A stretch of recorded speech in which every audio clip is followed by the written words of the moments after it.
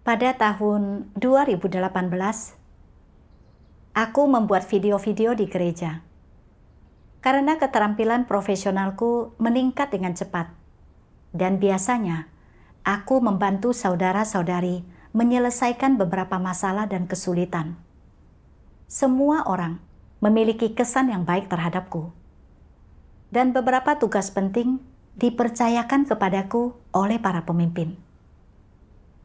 Menerima pengakuan dari para pemimpin dan rasa hormat yang tinggi dari saudara-saudari memberiku rasa pencapaian yang kuat dan meningkatkan semangatku.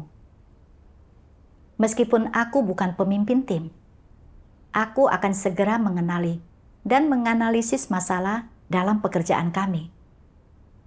Aku selalu berusaha yang terbaik untuk menyelesaikan tugas-tugas yang diberikan oleh para pemimpin dan ketua tim.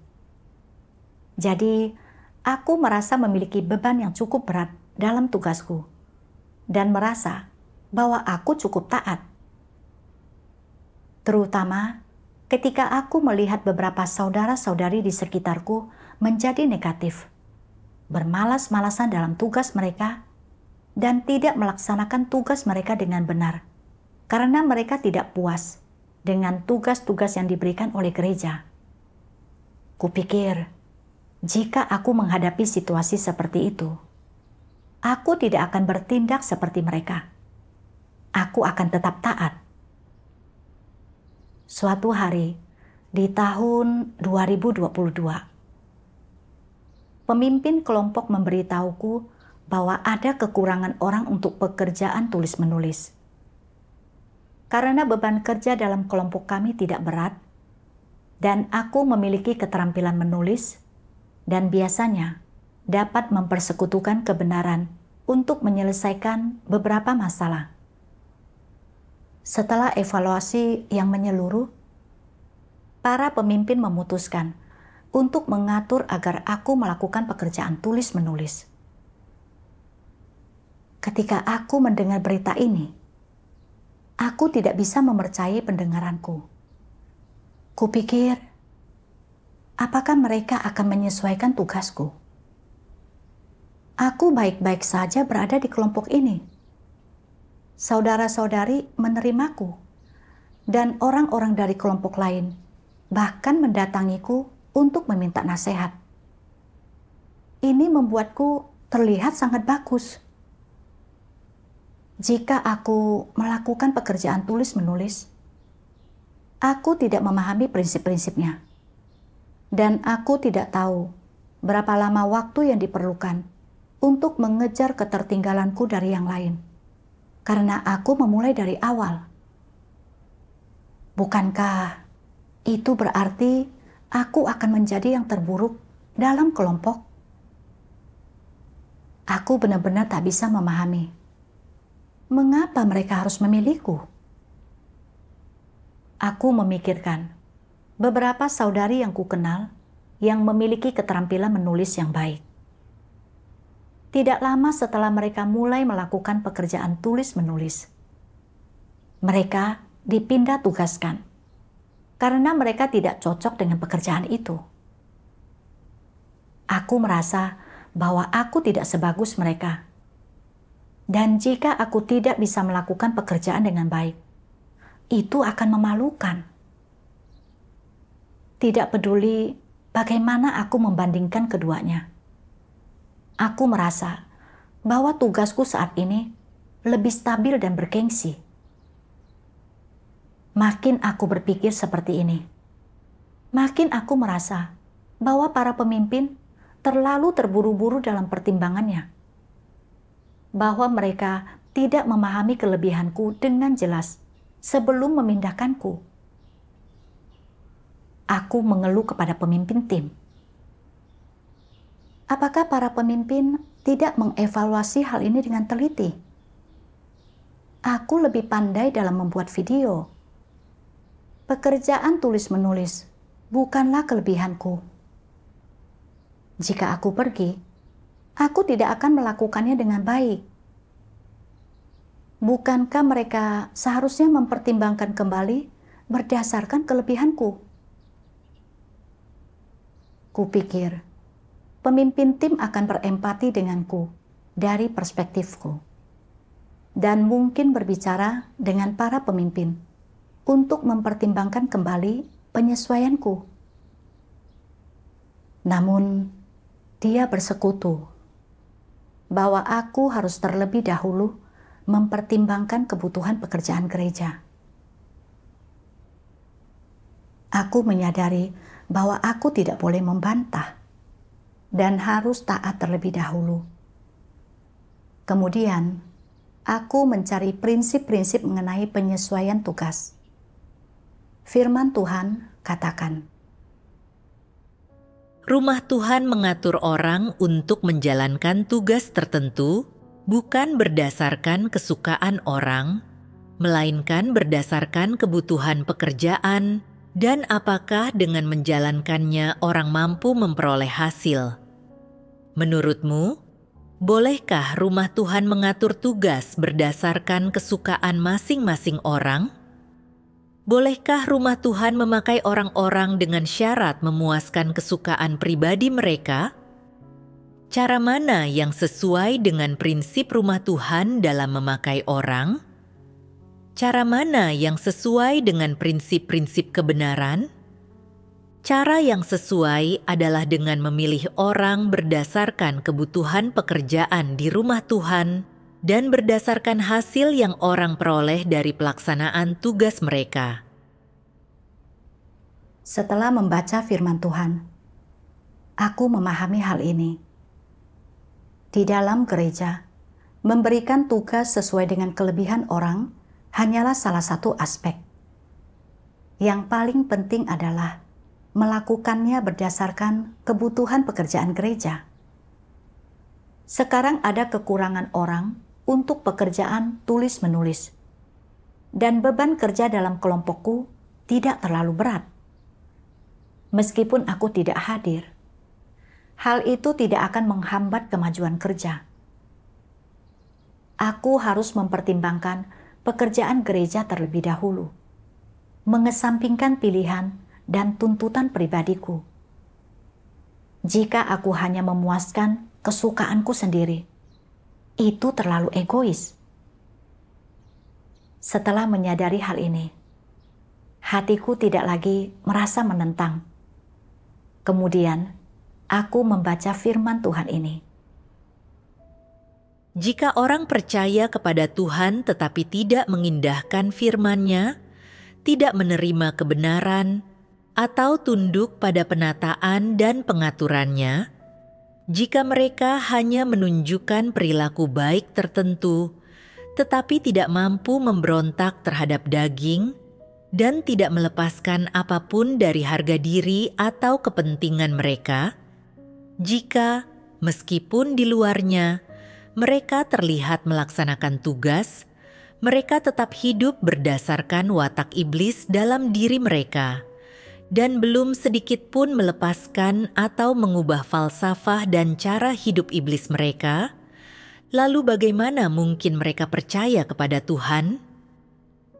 Meskipun telah bertahun-tahun mereka percaya, mereka belum membangun hubungan yang normal dengan Tuhan. Apapun yang mereka lakukan atau apapun yang terjadi pada mereka, hal pertama yang mereka pikirkan adalah, apa yang ingin kulakukan, apa yang menguntungkan bagiku, dan apa yang tidak. Apa yang mungkin terjadi jika aku melakukan ini dan itu? Hal-hal inilah yang mereka pikirkan terlebih dahulu. Mereka sama sekali tidak memikirkan penerapan seperti apa yang akan memuliakan Tuhan dan menjadi kesaksian baginya, atau memenuhi maksud-maksud Tuhan. Mereka juga tidak berdoa untuk mencari tahu apa tuntutan Tuhan dan apa yang firman-Nya katakan.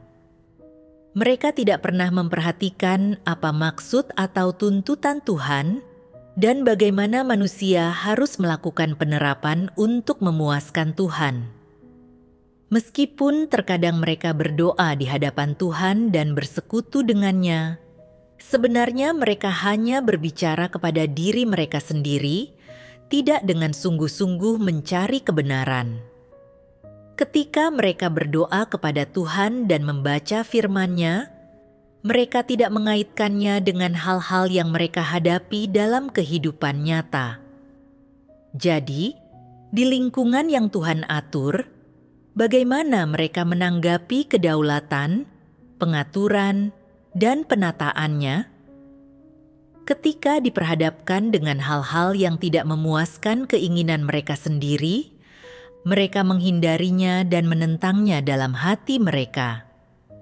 Ketika diperhadapkan dengan hal-hal yang merugikan kepentingan mereka atau yang menghalangi tercapainya kepentingan mereka, mereka mencoba segala cara untuk mencari jalan keluar, berjuang untuk memaksimalkan keuntungan mereka sendiri, dan berjuang untuk menghindari kerugian apapun.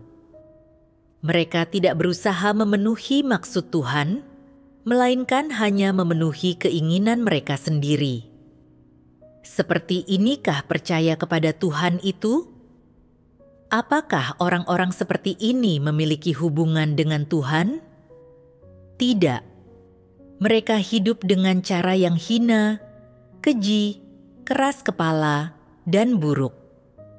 Mereka bukan saja tidak memiliki hubungan dengan Tuhan, tetapi mereka juga menentang kedaulatan dan pengaturan Tuhan di setiap kesempatan.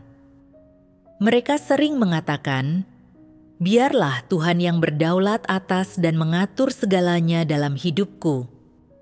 Aku mau mengizinkan Tuhan untuk bertakhta dan memerintah serta berkuasa dalam hatiku. Aku mau tunduk pada pengaturan dan penataan Tuhan."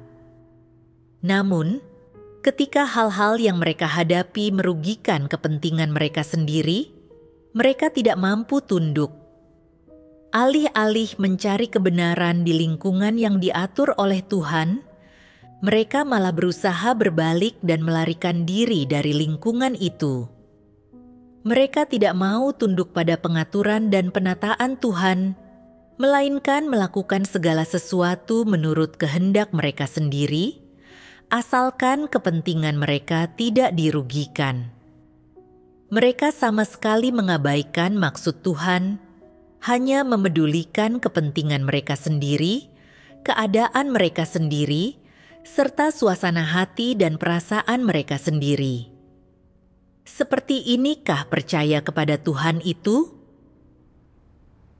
Dari firman Tuhan, aku menyadari bahwa ketika orang yang percaya dengan tulus kepada Tuhan menghadapi hal-hal yang tidak sesuai dengan gagasan mereka atau kepentingan mereka mengalami kerugian, mereka akan secara aktif mencari kebenaran untuk menyelesaikan kerusakan mereka, menemukan jawaban dalam firman Tuhan, dan menantikan pencerahan serta bimbingan Tuhan.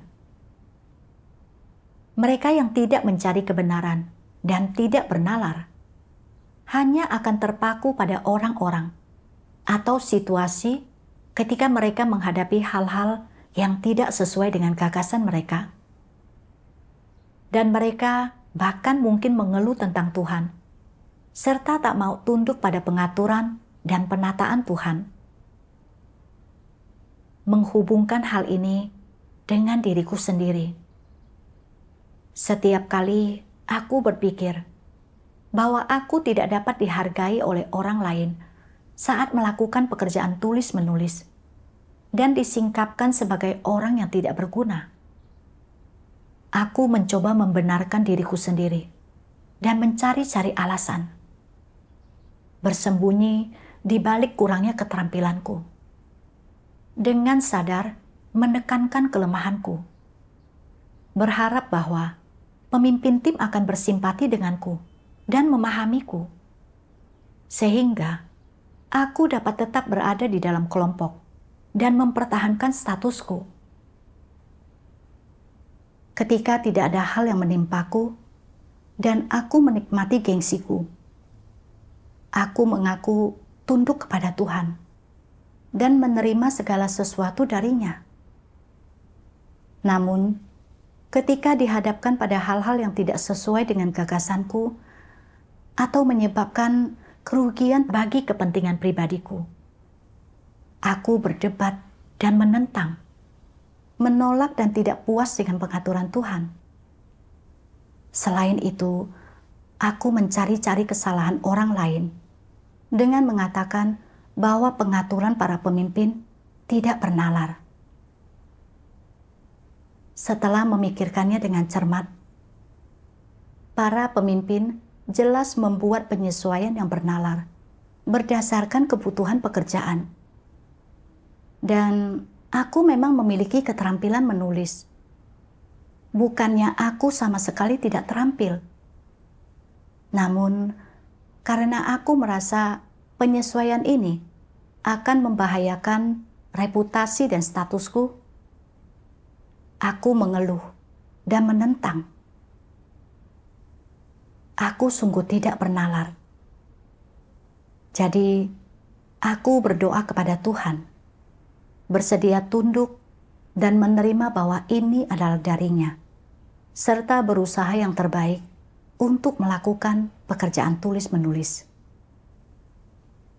Setelah penyesuaian tugasku, aku melihat bahwa sebagian besar saudara-saudari di sana memiliki keterampilan menulis yang lebih baik daripada aku. Beberapa di antara mereka pernah menjadi pemimpin, dan beberapa lainnya telah melakukan pekerjaan tulis-menulis selama bertahun-tahun. Mereka memiliki pemahaman yang baik tentang prinsip-prinsipnya, dan mereka mendiskusikan berbagai masalah serta mengungkapkan pandangan mereka dengan jelas dan penuh wawasan. Aku merasa cukup iri. Tanpa sadar, aku menjadi sedikit frustasi. Memikirkan bagaimana aku baru saja memulai dan aku sudah tertinggal sangat jauh dari mereka. Aku bertanya-tanya, kapan aku bisa mencapai level mereka? Namun, aku tidak terlalu berkecil hati. Mengetahui bahwa aku cukup kurang dalam hal prinsip, profesi, dan aspek-aspek lainnya. Aku menghabiskan waktu untuk membiasakan diri dengan prinsip-prinsip tersebut dan mencari bimbingan serta belajar dari saudara-saudari ketika aku tidak memahami sesuatu. Namun, karena aku masih baru dalam tugas ini, aku tidak memiliki wawasan yang baik ketika mendiskusikan masalah dengan saudara-saudari. Terkadang aku mengungkapkan beberapa pandangan yang tidak tepat, dan aku merasa cukup malu.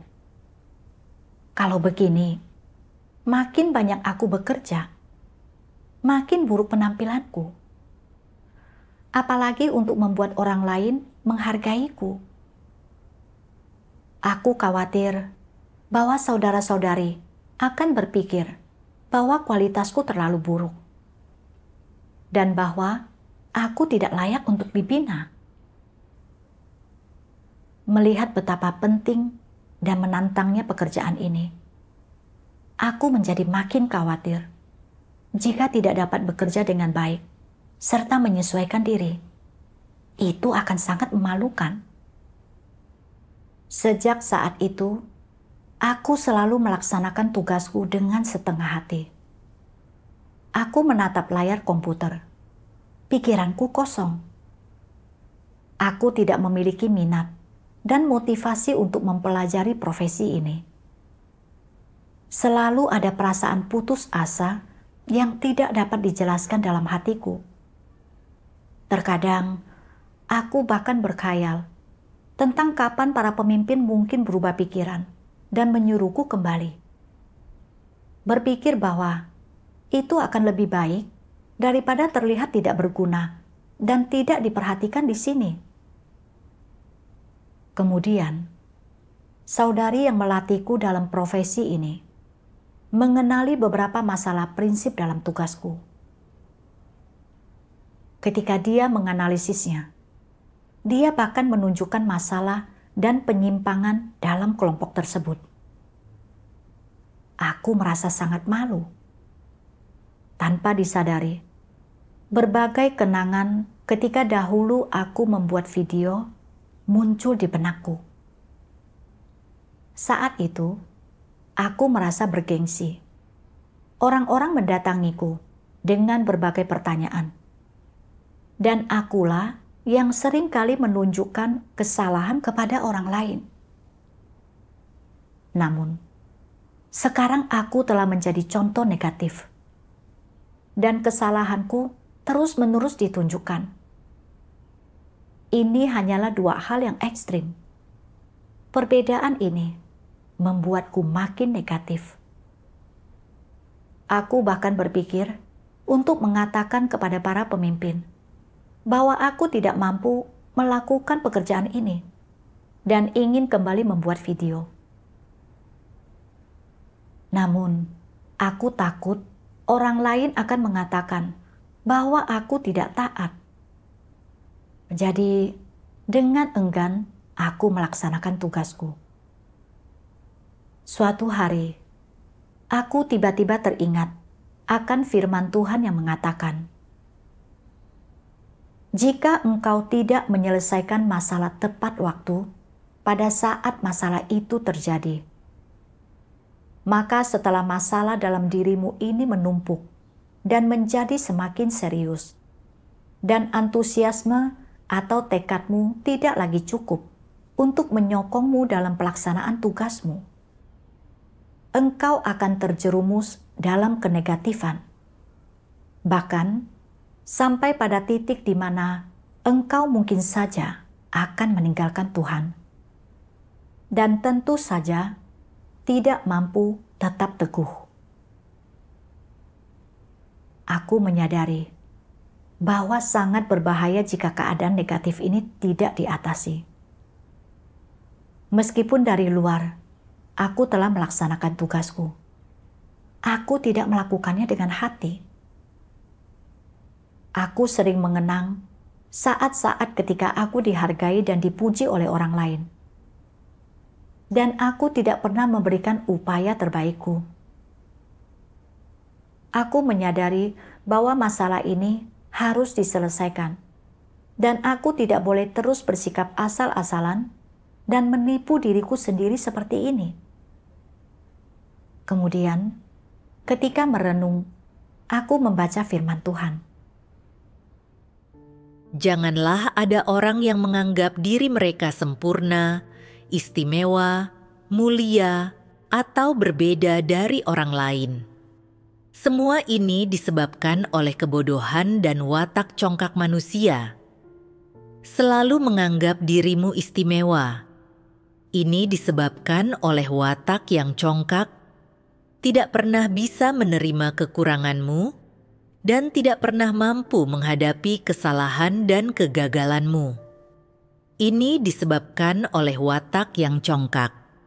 Tidak pernah membiarkan orang lain lebih tinggi atau lebih baik daripada dirimu.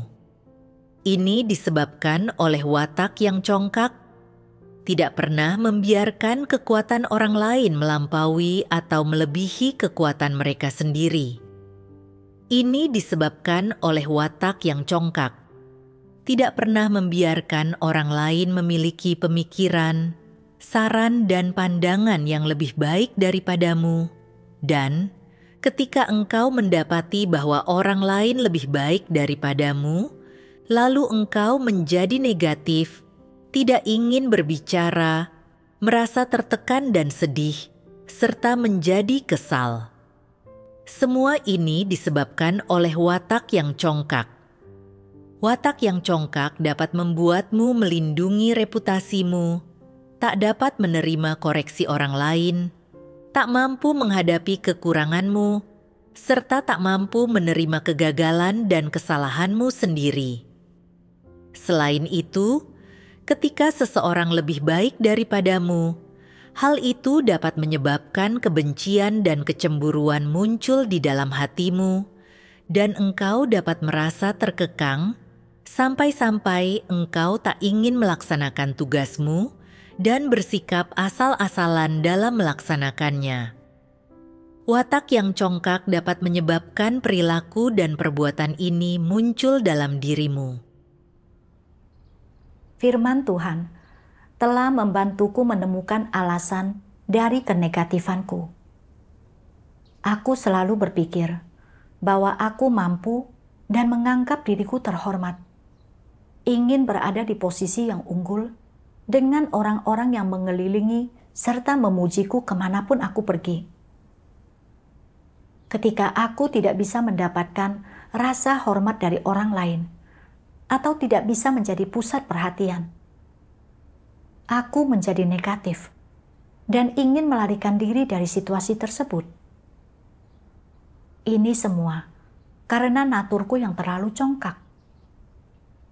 Aku baru saja mulai berlatih melakukan pekerjaan tulis-menulis. Dan ada begitu banyak hal yang tidak kupahami atau ku ketahui cara mengerjakannya. Tidak ada prinsip yang dapat dipelajari hanya dengan mendengarkan atau membacanya beberapa kali. Ini harus dipelajari secara praktis selama beberapa waktu. Selama masa ini, kesalahan dan kegagalan tidak dapat dihindari. Orang yang benar-benar memiliki nalar dapat menanganinya dengan benar. Namun, aku sama sekali tidak memiliki kesadaran diri. Kemanapun aku pergi, aku ingin menunjukkan bahwa diriku istimewa. Jelas-jelas, aku baru saja memulai. Tetapi aku bersemangat untuk meraih sesuatu demi memamerkan kemampuanku. Agar saudara-saudariku dapat melihat bahwa aku memiliki kualitas yang baik. Ketika aku tidak dapat melakukannya dengan baik, gagal mencapai target, atau tidak menjadi pusat perhatian, aku menjadi negatif dan bermalas-malasan. Kehilangan motivasi untuk mempelajari profesi ini. Aku bahkan berpikir untuk meninggalkan tugasku dan pergi. Aku menyadari bahwa aku benar-benar congkak dan berpikir bahwa aku adalah orang yang hebat. Penderitaan yang kutanggung adalah murni akibat ulahku sendiri. Aku mulai berpikir, mengapa dahulu aku begitu termotivasi ketika membuat video? Tetapi kini, setelah aku melakukan pekerjaan tulis-menulis, aku tidak merasa antusias sama sekali. Kemudian, aku membaca sebuah bagian dari firman Tuhan dan mendapatkan pemahaman tentang keadaanku. Firman Tuhan katakan, jika orang memiliki hati yang mencintai kebenaran, mereka akan memiliki kekuatan untuk mengejar kebenaran dan akan mampu bekerja keras untuk menerapkan kebenaran. Mereka mampu meninggalkan apa yang harus ditinggalkan dan melepaskan apa yang harus dilepaskan. Secara khusus, hal-hal yang berkaitan dengan ketenaran, keuntungan, dan statusmu sendiri, semua itu harus kau lepaskan. Jika engkau tidak melepaskan semua itu, artinya engkau tidak mencintai kebenaran dan tidak memiliki kekuatan untuk mengejar kebenaran. Ketika sesuatu terjadi padamu, engkau harus mencari kebenaran dan menerapkan kebenaran. Jika pada saat-saat engkau seharusnya menerapkan kebenaran, engkau selalu memiliki hati yang egois dan tidak mampu melepaskan kepentingan dirimu sendiri, engkau tidak akan mampu menerapkan kebenaran. Jika engkau tidak pernah mencari atau menerapkan kebenaran dalam keadaan apapun, engkau bukanlah orang yang mencintai kebenaran. Seberapapun lamanya engkau telah percaya kepada Tuhan, engkau tidak akan memperoleh kebenaran. Ada orang-orang yang selalu mengejar ketenaran, keuntungan, dan kepentingan pribadi. Pekerjaan apapun yang gereja atur untuk mereka, mereka selalu berpikir, apakah ini akan menguntungkanku? Jika menguntungkan, aku akan melakukannya. Jika tidak, aku tidak akan melakukannya. Orang semacam ini tidak menerapkan kebenaran. Jadi dapatkah mereka melaksanakan tugas mereka dengan baik? Tentu saja tidak. Meskipun engkau belum pernah melakukan kejahatan, engkau tetap bukan orang yang menerapkan kebenaran. Jika engkau tidak mengejar kebenaran, tidak menyukai hal-hal yang positif, dan apapun yang menimpamu, engkau hanya memedulikan reputasi dan statusmu sendiri, kepentingan dirimu sendiri, dan apa yang baik untukmu, artinya engkau adalah orang yang hanya didorong oleh kepentingan diri sendiri, orang yang egois dan hina. Firman Tuhan menyatakan bahwa jika orang memiliki hati yang mencintai kebenaran, ketika hal-hal yang menimpa mereka menyangkut kesombongan, status, dan kepentingan mereka, mereka dapat melepaskannya dan memberontak terhadap daging mereka untuk menerapkan kebenaran.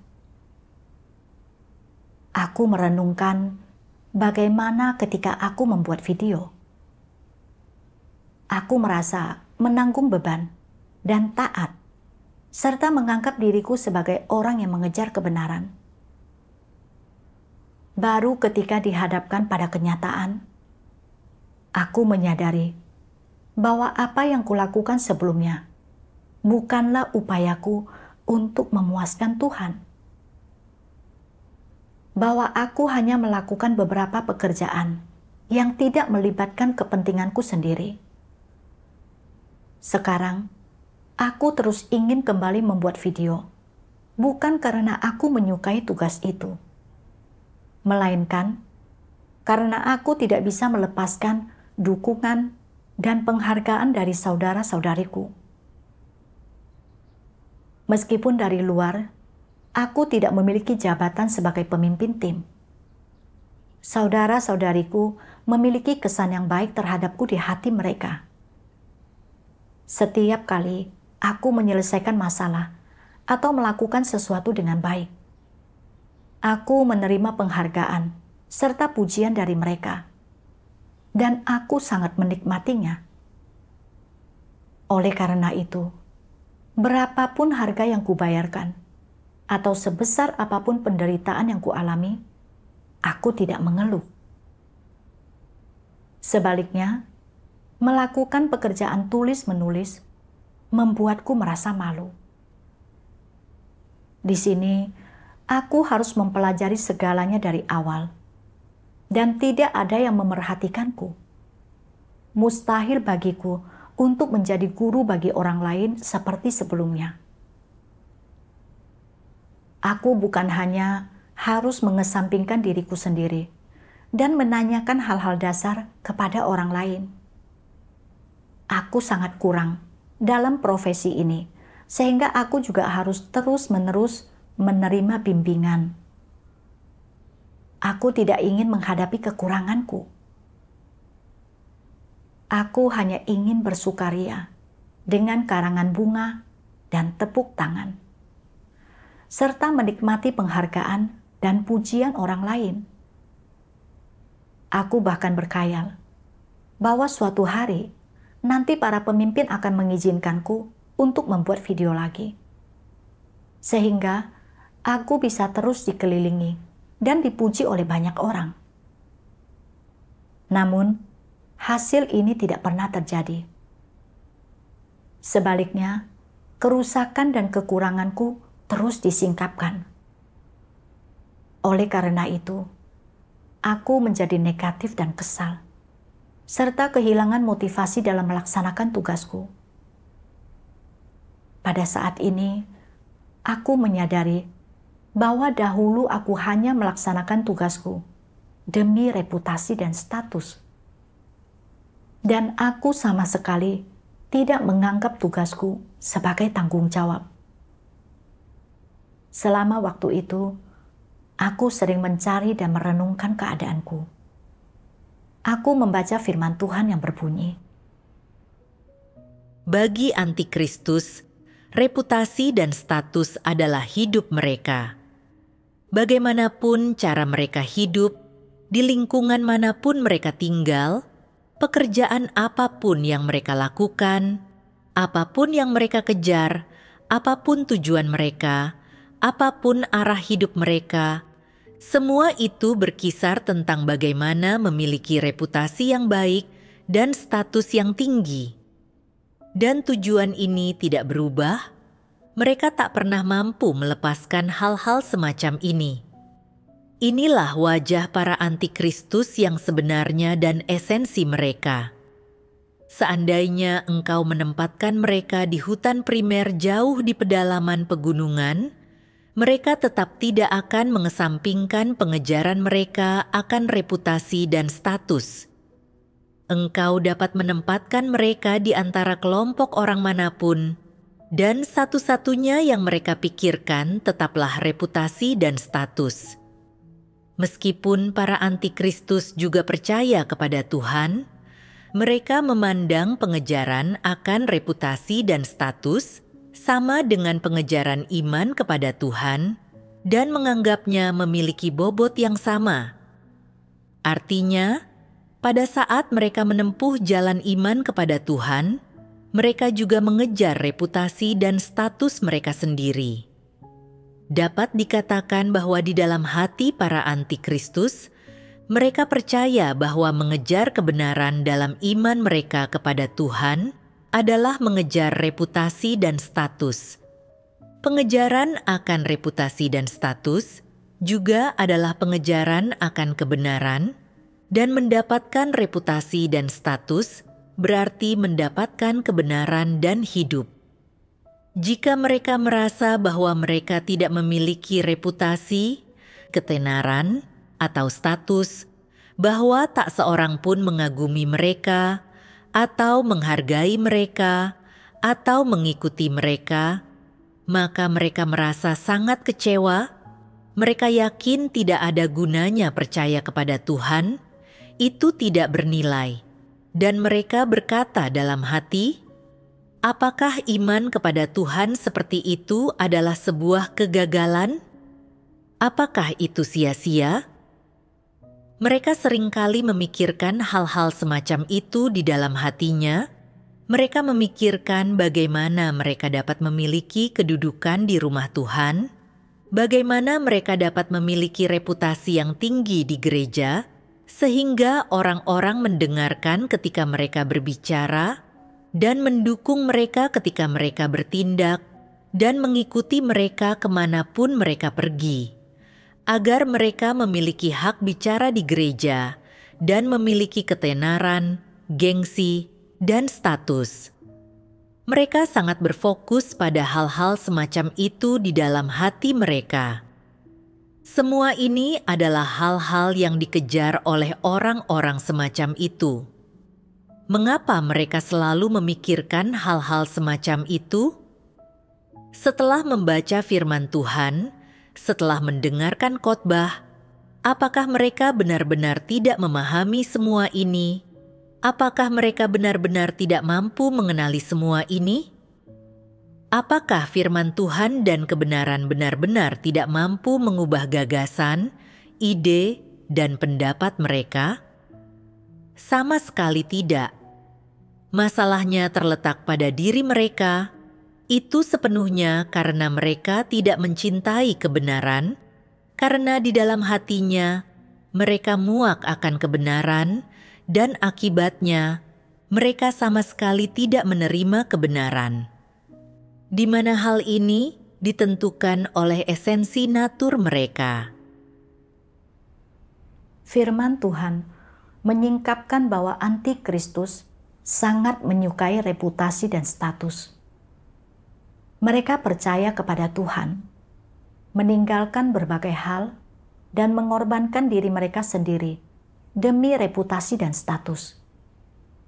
Begitu mereka kehilangan status mereka, hidup mereka seolah-olah terenggut.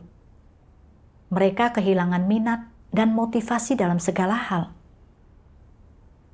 Setelah merenungkan perilakuku sendiri, aku menyadari bahwa aku seperti antikristus, mendambakan kekaguman dan pemujaan dari orang lain, dan bahkan menganggap pengejaran akan reputasi dan status sebagai hal yang positif. Aku telah mengejarnya selama bertahun-tahun. Di rumah, ayahku sering mengatakan kepadaku untuk lebih menonjol dari orang lain dan membawa kehormatan bagi keluarga, dan bahwa menjadi orang sukses adalah satu-satunya cara untuk memiliki masa depan. Di sekolah, para guru menanamkan kepadaku bahwa manusia bergelut ke atas, air mengalir ke bawah. Hal-hal ini terus ditanamkan dalam pikiranku, membuatku makin menyukai reputasi dan status, serta bersedia menanggung kesukaran apapun untuk itu selama masa sekolahku, untuk mendapatkan nilai yang baik dan mendapatkan pujian, serta kekaguman dari para guru dan teman-teman sekelas. Aku sering minum kopi untuk bergadang demi mengerjakan tugas-tugas, dan bahkan menghadiri kelas saat sakit. Selama beberapa tahun terakhir di gereja, saat membuat video, dari luar, aku menanggung kesukaran dan membayar harganya. Mempelajari keterampilan serta melakukan lebih banyak pekerjaan. Semua dengan tujuan untuk mendapatkan kekaguman dari orang lain. Ketika tugasku diubah, dan aku tidak lagi menerima kekaguman dari orang lain, dan bahkan mengungkapkan kekurangan serta ketidakmampuanku sendiri karena kesalahan, aku menjadi berkecil hati, salah paham, dan membenci keadaan yang telah Tuhan atur, serta kehilangan motivasi untuk melaksanakan tugasku. Aku menyadari bahwa aku hidup demi reputasi dan status, terus-menerus memikirkan cara untuk mendapatkan kekaguman dari orang lain. Apa yang ku kejar sama sekali bertentangan dengan apa yang Tuhan inginkan. Aku teringat akan firman Tuhan yang mengatakan, Tuhan paling benci ketika orang mengejar status, tetapi engkau tetap dengan penuh semangat bersaing untuk mendapatkan status. Engkau tak henti-hentinya menghargai dan melindunginya, selalu berusaha mengambilnya untuk dirimu sendiri. Dan pada dasarnya, bukankah semua ini bertentangan dengan Tuhan? Meskipun aku belum menggunakan cara-cara untuk memenangkan hati orang, meneguhkan diriku sendiri, atau menciptakan kerajaan yang mandiri demi status seperti antikristus, dan belum melakukan perbuatan jahat yang nyata. Niat dan pandanganku mengenai pengejaran itu salah. Aku terus mencari tempat di hati orang-orang. Meneruskan jalan ini berbahaya dan dibenci oleh Tuhan. Menyadari hal ini, aku sangat bersyukur atas perlindungan Tuhan. Melalui penyesuaian dalam tugasku ini, aku terdorong untuk merenungkan jalan salah yang kutempuh dan kembali ke masa lalu. Ini adalah keselamatan dari Tuhan untukku. Meskipun aku tidak lagi memiliki kesempatan untuk menonjol dan menjadi pusat perhatian, aku bisa tunduk dengan tulus. Aku juga merasa menyesal karena telah membuang-buang waktu selama beberapa tahun terakhir. Jika aku mengerahkan upaya yang sama dalam mengejar kebenaran dan mengenal diriku sendiri alih-alih mencari status, aku akan menjadi lebih bernalar, lebih taat kepada Tuhan, dan tidak memberontak serta rusak seperti sekarang. Untuk mengatasi masalah ini, aku membaca 2 bagian lain lagi dari firman Tuhan. Tuhan Yang Maha Kuasa berfirman, "Jika engkau ingin mencurahkan segenap keloyalanmu dalam segala hal untuk memenuhi maksud Tuhan, engkau tidak bisa melakukannya hanya dengan melakukan suatu tugas. Engkau harus menerima amanat apapun yang Tuhan karuniakan kepadamu. Entah amanat itu sesuai dengan selera dan minatmu, tidak kau senangi, belum pernah dilakukan sebelumnya, atau sulit, engkau tetap harus menerimanya dan tunduk. Engkau bukan saja harus menerimanya, engkau juga harus bekerja sama secara proaktif dan mempelajarinya sambil mengalami dan memasukinya. Meskipun engkau mengalami kesulitan, merasa lelah, dipermalukan, atau dikucilkan, engkau tetap harus mencurahkan segenap keloyalanmu. Hanya menerapkan dengan cara seperti ini, barulah engkau akan dapat mencurahkan segenap keloyalanmu dalam segala hal dan memenuhi maksud Tuhan.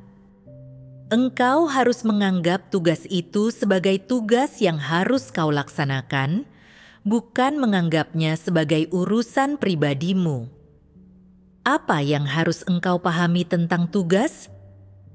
Engkau harus memahami tugas sebagai sesuatu yang diberikan oleh Sang Pencipta, oleh Tuhan, kepada seseorang untuk dilaksanakannya. Dengan cara ini muncullah tugas yang harus manusia lakukan. Amanat yang Tuhan berikan kepadamu adalah tugasmu, maka sepenuhnya wajar dan dapat dibenarkan jika engkau melaksanakan tugasmu sesuai dengan tuntutan Tuhan.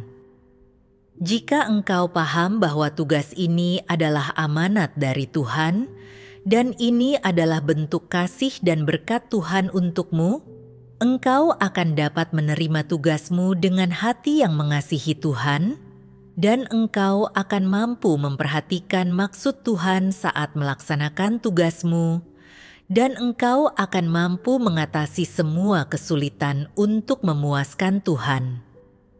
Orang yang sungguh-sungguh mengorbankan diri untuk Tuhan tidak akan pernah menolak amanat Tuhan. Mereka tidak akan pernah menolak tugas apapun. Apapun tugas yang Tuhan percayakan kepadamu, sesulit apapun tugas tersebut, engkau tidak boleh menolaknya, melainkan harus menerimanya. Inilah jalan penerapannya, yaitu engkau harus menerapkan kebenaran dan mencurahkan segenap keloyalanmu dalam segala hal untuk memuaskan Tuhan. Apa yang menjadi fokus dalam penerapan ini? Fokusnya adalah kata "dalam segala hal". Dalam segala hal bukan berarti hal-hal yang engkau sukai atau kuasai, apalagi hal-hal yang familiar untukmu. Terkadang segala hal itu adalah hal-hal yang tidak engkau kuasai, hal-hal yang perlu kau pelajari, hal yang sulit, atau hal yang membuatmu harus menderita. Namun, hal apapun itu, selama Tuhan telah mempercayakannya kepadamu, engkau harus menerimanya dari Dia. Engkau harus menerimanya dan melaksanakan tugas tersebut dengan baik, mencurahkan segenap keloyalanmu, dan memenuhi maksud Tuhan. Inilah jalan penerapannya. Mempermalukan dirimu sendiri adalah hal yang baik. Ini membantumu menyadari kekuranganmu sendiri dan kecintaanmu akan keangkuhan. Ini memperlihatkan kepadamu di mana letak masalah dalam dirimu dan membantumu memahami dengan jelas bahwa engkau bukanlah orang yang sempurna. Tidak ada orang yang sempurna, dan mempermalukan dirimu sendiri adalah hal yang sangat normal. Semua orang mengalami saat-saat di mana mereka mempermalukan diri mereka sendiri atau merasa malu. Semua orang pernah gagal, mengalami kemunduran, dan memiliki kelemahan. Mempermalukan dirimu sendiri tidaklah buruk. Jika engkau mempermalukan dirimu sendiri, tetapi tidak merasa malu dan di dalam hatimu engkau tidak merasa depresi, itu bukan berarti engkau tebal muka. Itu artinya engkau tidak peduli apakah mempermalukan dirimu sendiri akan memengaruhi reputasimu, dan itu berarti keangkuhanmu tidak lagi menguasai pemikiranmu. Itu berarti engkau telah dewasa dalam kemanusiaanmu. Ini luar biasa. Bukankah ini hal yang baik? Ini adalah hal yang baik. Jangan menganggap dirimu belum melaksanakan tugasmu dengan baik atau menganggap dirimu tidak beruntung, dan jangan mencari penyebab objektif di baliknya. Itu adalah hal yang normal. Engkau mungkin mempermalukan dirimu sendiri, orang lain mungkin mempermalukan diri mereka sendiri, semua orang mungkin mempermalukan diri mereka sendiri. Pada akhirnya, engkau akan mendapati bahwa semua orang sama. Semuanya adalah orang biasa, semuanya adalah manusia fana, dan tak seorang pun lebih hebat daripada yang lain, dan tak seorang pun lebih baik daripada yang lain. Setiap orang terkadang mempermalukan dirinya sendiri, jadi tak seorang pun boleh mengolok-olok orang lain. Setelah engkau mengalami banyak kegagalan, engkau akan secara berangsur menjadi dewasa dalam kemanusiaanmu. Jadi setiap kali engkau kembali menghadapi hal-hal ini, engkau tidak akan lagi terkekang, dan semua itu tidak akan memengaruhi pelaksanaan normal tugasmu. Kemanusiaanmu akan menjadi normal, dan ketika kemanusiaanmu normal, nalarmu juga akan menjadi normal. Setelah membaca firman Tuhan, aku menemukan jalan penerapan dalam situasi ini. Entah aku akan dikagumi orang lain atau memiliki kesempatan untuk menonjol atau tidak. Aku harus tunduk pada lingkungan yang diatur oleh Tuhan dan memperlakukan tugasku dengan tulus. Mencurahkan hatiku serta kelebihanku ke dalamnya. Itulah tanggung jawabku dan apa yang harus kulakukan. Belakangan, meskipun terkadang pekerjaan yang telah kuselesaikan masih memiliki kesalahan. Dan ketika orang lain menunjukkan banyak masalah, aku merasa tidak enak. Aku tidak lagi bereaksi negatif. Makin banyak kesalahan dan kegagalan yang kutemui, aku makin terdorong untuk kembali kepada Tuhan pada waktunya untuk mengetahui kerusakanku, menganalisis dan merenungkan penyimpangan serta kekuranganku. Hal ini juga memperdalam ingatanku akan prinsip-prinsip tertentu yang bermanfaat bagi pelaksanaan tugas dan jalan masuk kehidupanku. Dengan pemahaman ini, pola pikirku menjadi lebih baik, dan aku tidak lagi terlalu peduli dengan pandangan orang lain terhadapku. Dalam hal profesi, aku menganalisis penyimpangan dan masalahku, mencari bantuan dari saudara-saudari ketika aku tidak memahami sesuatu, dan mencari serta menerapkan prinsip-prinsip yang relevan. Aku juga belajar dari penerapan yang baik dari orang lain. Mengenai keadaanku, aku menggunakan waktu luangku untuk merenung dan berpikir dalam-dalam. Mengenal diriku sendiri berdasarkan firman Tuhan, mengenai kerusakanku yang telah kuperlihatkan. Setelah menerapkan hal ini selama beberapa waktu, aku mulai menyukai tugasku saat ini, dan hasil tugasku membaik dibandingkan sebelumnya. Mengingat kembali proses ini, aku menyadari maksud Tuhan yang sungguh-sungguh. Melaksanakan tugasku di lingkungan ini telah memberiku banyak keuntungan. Melalui kegagalan dan penyingkapan inilah, aku dapat melihat dengan jelas kekuranganku dan tingkat pertumbuhanku yang sebenarnya. Belajar untuk tunduk pada kedaulatan dan pengaturan Tuhan, serta lebih banyak mencari prinsip-prinsip dalam tugasku. Selain itu, terus-menerus ditempa dalam lingkungan ini telah mendewasakan kemanusiaanku, membuatku tidak terlalu impulsif dan rapuh, lebih mampu menyikapi kekuranganku dengan benar, dan mulai belajar mencari maksud Tuhan serta prinsip-prinsip kebenaran. Semua ini adalah pelatihan dan kesempurnaan bagiku. Setelah mengalami penyesuaian dalam tugasku ini, aku jadi memahami bahwa apapun tugas yang kita laksanakan, entah reputasi kita dijunjung tinggi atau apakah kita dikagumi orang lain, semua hal ini tidaklah penting. Yang penting adalah apakah kita dapat tunduk kepada Tuhan dan memiliki kesaksian dalam menerapkan kebenaran.